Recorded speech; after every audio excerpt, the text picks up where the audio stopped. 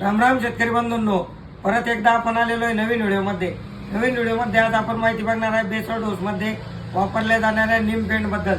आपल्याकडे जी सध्या नीमपेंड आहे ती पवन ॲग्रोची नीमपेंड आहे। नीमपेंड मध्ये साधारण मे ते जून महिन्यामध्ये ज्या निमुळ्या परिपक्व होतात त्यांचे तेल न काढता डायरेक्ट त्यांचा वापर आपण खत बनवण्यासाठी करतो। त्यामध्ये NPK स्वरूपात आपल्याला NPK अवेलेबल तर होते, तसेच ऑर्गॅनिक इन्सेक्टिसाइड म्हणजे हाझार्डिटिन आणि निमनीन या घटकांचा वापर नीमपेंडमध्ये असल्यामुळे आपल्याला उन्नी म्हणा किंवा हानिकारक बुरशी पिथियम फ्युजेरियम यावरती सुद्धा नीमपेंडचा अतिशय सुंदर असा रिझल्ट आपल्याला येत असतो। त्यामुळे आपण बेसल डोस घेत असताना प्रति एकर 2 ते 3 बॅगा आपण निंबोळी पेंडचा अवश्य वापर करावा।